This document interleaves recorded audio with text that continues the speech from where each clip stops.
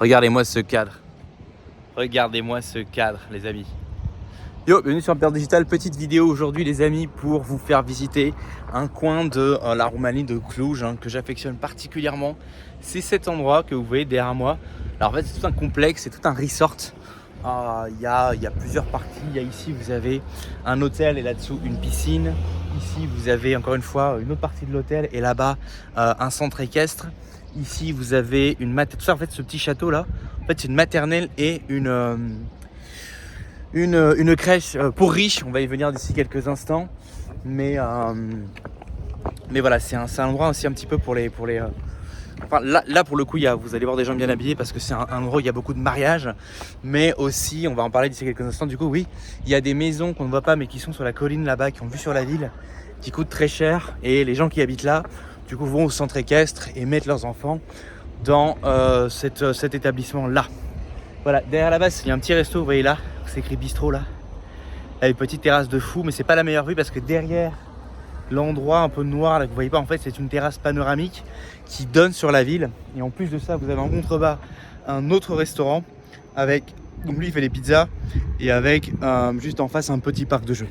Enfin bref, ici il y a un peu tout ce qu'il faut et c'est un endroit où voilà, des fois le week-end on vient comme ça en famille pour prendre du temps. Attends, il faut que je reprenne mon souffle. Ouf. Parce que là il y a beaucoup de montées. Vous avez vu là comme c'est beau.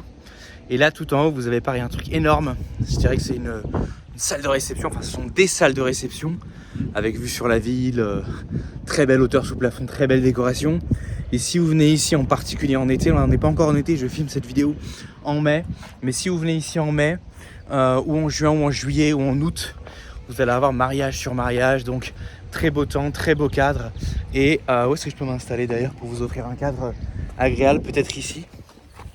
Beau temps, voilà, des gens bien habillés. Vous savez que moi j'aime bien les belles sapes, c'est pour ça que vous me voyez en costard régulièrement. Et voilà, et donc c'est sympa pour venir, ou bien pour vous marier, ou bien pour tout simplement venir profiter du cadre et vous prendre une petite pizza, ou bien un petit burger, ou bien une entrecôte, enfin ce que vous aimez bouffer grosso modo, dans ce magnifique restaurant. Je sais pas si là vous voyez peut-être un petit peu mieux que tout à l'heure, ici en haut là, je sais pas si on voit bien sur le téléphone, voilà. Petite terrasse et après il y a tout l'autre côté qui donne vue sur la ville qui est derrière. Vous pouvez voir ici un petit bout de la ville. Donc voilà, donc cet endroit, donc parlons de cet endroit là-bas derrière où je vous ai montré tout à l'heure, vous avez en fait des maisons. Ce sont des maisons qui sont hors de prix avec vue sur la ville, qui sont sur une petite colline, donc vue dominante sur la ville. Certaines sont même bien orientées parce qu'ici c'est vrai que en fonction de la colline sur laquelle vous vous trouvez, malheureusement vous pouvez être confronté au choix de savoir est-ce que votre maison a vue sur la ville, donc est adossée à la colline, mais a une orientation qui n'est pas forcément la meilleure, ou au contraire une maison qui est bien orientée, donc full sud, pour avoir du soleil toute l'année et toute la journée, en particulier en hiver c'est très important, mais pas toujours la meilleure orientation. Et quand vous trouvez des endroits comme ça, avec la bonne orientation, la bonne colline, ça peut tout de suite coûter très cher. Ici c'est pas aussi qu'une question d'orientation, c'est aussi effectivement le fait que c'est un quartier, un endroit où il y a pas mal de gens friqués. C'est un endroit qui est boisé, c'est un endroit où il n'y a pas des blocs qui sont très hauts, c'est un endroit où il y a aussi des villas, c'est un endroit qui est un peu un carrefour, c'est un peu un carrefour entre deux quartiers effectivement, où ça coûte cher, hein, c'est aussi le fait que dans un endroit, à un moment donné, il y a des gens riches qui commencent à s'installer, puis d'autres, et l'endroit prend de la valeur, tout simplement. Donc voilà, et cet endroit dans lequel nous nous situons actuellement, en plus donc d'être, on va dire, dans cet environnement où il est au carrefour entre plusieurs quartiers riches, offre ce resort dans lequel on peut venir faire de la piscine. Par exemple en été c'est une piscine intérieure avec jacuzzi moussant, etc. La piscine est un peu stylisée, c'est pas une piscine, vous savez les piscines avec les carreaux bleus là qui font un peu peur. Il y a une petite fille là qui me regarde faire ma vidéo, donc elle est juste là. Et donc un petit café en même temps. Et donc c'est une piscine intérieure, voilà, c'est très agréable d'y venir en hiver puisque en hiver trouver des piscines chauffées, on en trouve mais ici c'est mieux qu'ailleurs, j'ai envie de dire. C'est vrai que c'est un petit peu plus cher qu'ailleurs aussi, mais on n'a rien sans rien. Et moi ce que j'aime bien quand je vais dans des établissements qui sont un petit peu plus chers, c'est que ça grouille pas. C'est-à-dire que vous allez venir ici, que ce soit la salle de sport, ils ont également une salle de sport à l'intérieur. quand vous venez ici en hiver, ça grouille pas. Les machines ne sont pas prises, ça grouille pas de gens dans la piscine. Pareil, autre chose que j'ai remarqué, c'est que les process de check-in, de check-out pour la piscine, si vous êtes dans des piscines un peu plus abordables, c'est un peu plus l'usine, quoi. Ça veut dire que voilà, le vestiaire est plus grand, mais il est moins joli.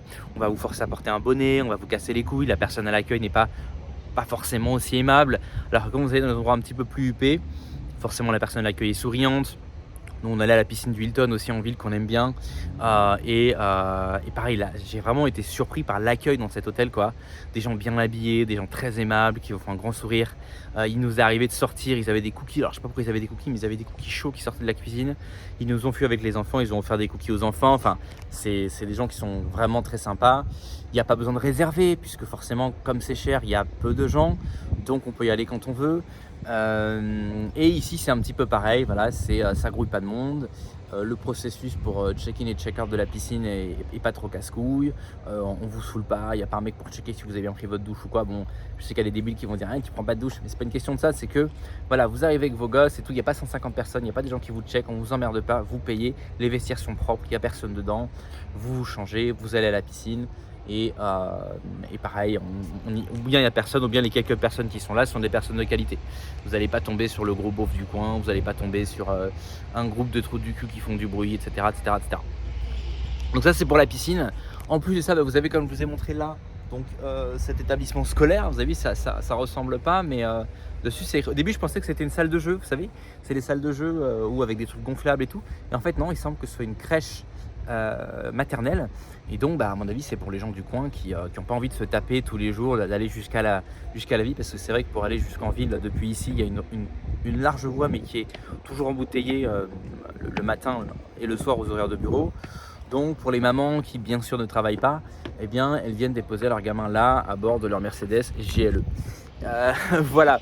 Ensuite, que dire d'autre? Voilà, le petit resto dont je vous ai parlé tout à l'heure, un resto avec une très belle vue sur la ville, un resto panoramique. En revanche, ce que je reprocherai à ce restaurant, c'est qu'ils se la pètent un petit peu, comme ils sont un petit peu uniques, ils sont dans un endroit un petit peu unique, ils ont cette très belle vue. Il m'est arrivé de trouver que les serveurs étaient un petit peu froids. Donc ça c'est à travailler quand même. J'ai pas encore lâché la review sur Google, mais si ça continue, ça ne saurait tarder. Et ensuite, le petit resto d'en bas, qui a l'avantage du coup d'être juste à côté d'un petit parc de jeux pour enfants. Donc vous pouvez vous mettre au bord de la terrasse, c'est une terrasse avec des bordures vitrées, vous vous mettez à l'ombre sur la terrasse, commandez un petit cappuccino, commandez une petite pizza et vous mangez ça et vous avez vu sur vos enfants qui s'amusent dans le parc. C'est très agréable et pareil, depuis ce resto là on a une vue splendide sur la ville.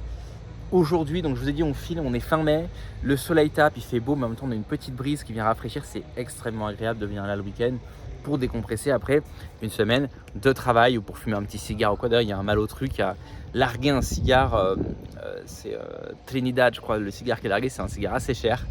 Il a fumé 1 centimètre et il l'a largué dans une plante. Donc la preuve que l'argent ne fait pas, on ne peut pas acheter la classe, il y a des gens qui ont de l'argent mais qui n'ont pas de la classe. Et donc voilà.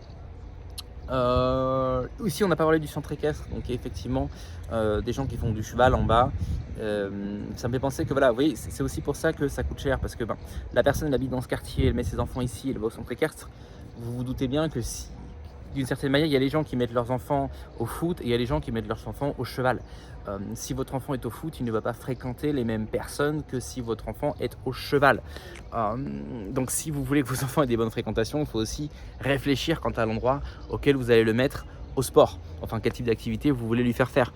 L'enfant qui fait, je sais pas moi, du piano va pas avoir les mêmes fréquentations que celui qui fait, je sais pas moi, du basket ou je sais pas quoi.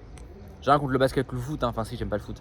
Mais vous voyez, je veux dire, c'est juste évident. Donc les gens veulent être dans ce cadre, de pouvoir profiter de ces environnements privilégiés où ça ne grouille pas, où il n'y a pas de queue à faire, où il y a le personnel est normalement gentil, sauf comme je dis au restaurant, certains serveurs qui se la pètent un petit peu. Tout ça, ça a un prix et ça participe à l'augmentation du prix de la zone. Voilà, c'est un endroit très agréable où être lorsque vous êtes à Cluj. Après, voilà, c'est vrai que Cluj est une ville qui se développe très très vite. Très vite. Vous avez là-bas d'ailleurs une tyrolienne, vous avez un grand toboggan, vous savez, vous avez vu ça sur les réseaux sociaux, mais c'est des grandes pistes avec de l'eau et on glisse et à la fin ça saute et après on atterrit dans un bassin. Il y a ça là-bas, mais ils sont en train de tout refaire parce que là justement on est fin mai, donc on arrive sur les périodes estivales, on arrive sur les périodes des mariages, etc. Ils sont en train de refaire la tyrolienne, ils sont en train de refaire le toboggan, ils sont en train de refaire les escaliers, ils sont en train de retaper tout pour accueillir cet afflux de personnes qui vont venir, de touristes aussi peut-être, de gens qui vont venir de l'étranger, de l'international pour venir assister au mariage de leurs proches ou quoi. Et voilà, c'est vrai que c'est une ville qui s'internationalise maintenant. Ici à Cluj, quand vous allez dans le parc central, vous avez une personne sur 3 qui parle anglais. Hier, par exemple, nous étions dans un magasin de meubles. On était à la caisse. Il y avait nous qui parlions français. À côté de nous, il y avait des anglais. Il y a énormément de gens à l'international qui viennent ici. Et pour moi qui travaille dans l'informatique, je sais qu'il y a énormément d'entreprises étrangères qui viennent s'implanter ici, au moins en partie parce que les ingénieurs roumains sont moins chers que les ingénieurs occidentaux, tout en étant extrêmement compétents. Moins cher, ça ne veut pas dire pas cher. Il y a des gens ici qui sont payés 5 000 € par mois. Vous vous doutez bien que 5 000 € par mois en Roumanie, c'est un excellent train de vie. Mais peut-être que si le même ingénieur il était à New York, il faudrait le payer 12 000 € par mois. Vous voyez, donc ça reste moins cher pour les entreprises, tout en étant extrêmement avantageux pour les travailleurs. Et c'est aussi ça qui fait augmenter le prix de tout. Parce que dans cette ville, tout augmente chaque année très vite. D'où l'importance d'investir très vite dans l'immobilier. Pour ceux d'entre vous qui êtes intéressés par les investissements, n'hésitez pas à m'en parler en commentaire, on peut en discuter. Je suis moi-même en train en ce moment de prospecter pour l'achat d'une maison et ou d'un terrain et ou d'un appartement. Et voilà, et les prix augmentent chaque année parce que c'est une ville qui attire les étudiants de toute la Roumanie, mais aussi des gens de l'international. Je ne parle pas que des Français, il y a des Anglais, il y a des Allemands, il y a des gens qui viennent du monde entier ici. Il y a des gens qui viennent pour étudier, il y a des gens qui viennent pour investir, il y a des gens qui viennent pour travailler.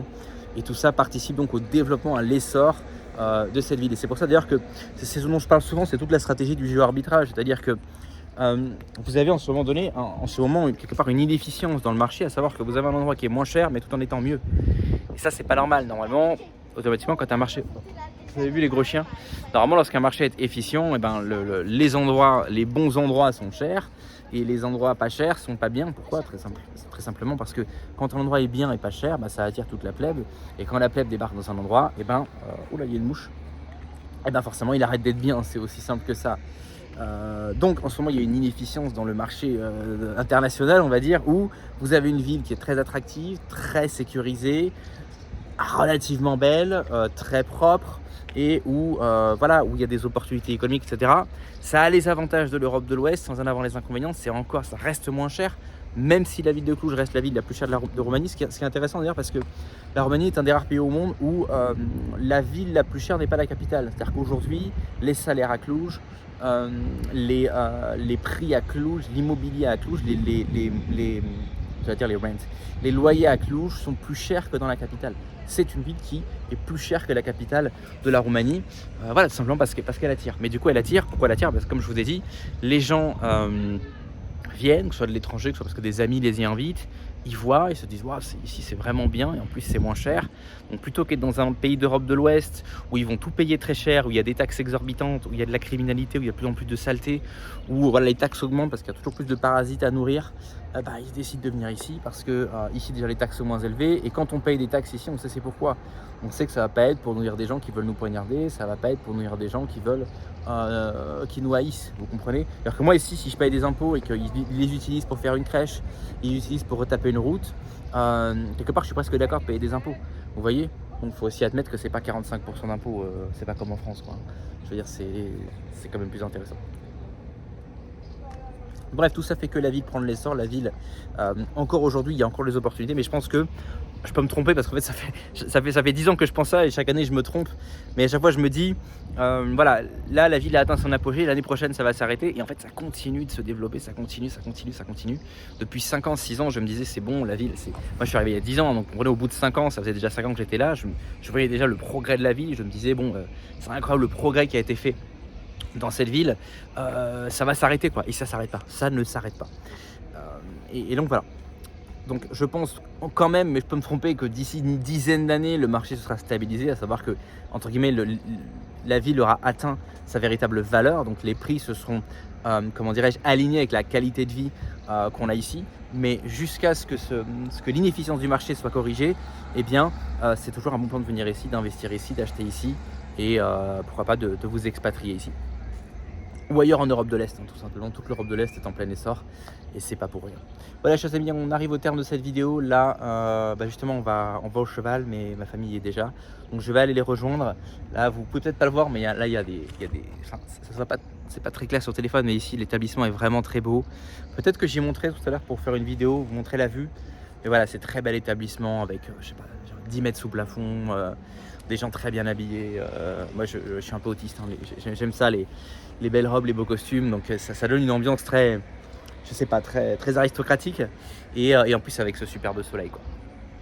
Voilà, si vous avez des questions les amis, que ce soit sur l'expatriation, que ce soit sur le business, que ce soit sur l'investissement immobilier ou ailleurs, n'hésitez pas à les poser en commentaire. Je me ferai un plaisir d'y répondre. Si vous avez des réactions par rapport à ce que j'ai dit, positives ou même négatives, n'hésitez pas à les mettre. Et voilà, c'est toujours un plaisir de vous lire. Et sinon, on se retrouve la prochaine fois pour un nouvel épisode sur Bear Digital. Ciao.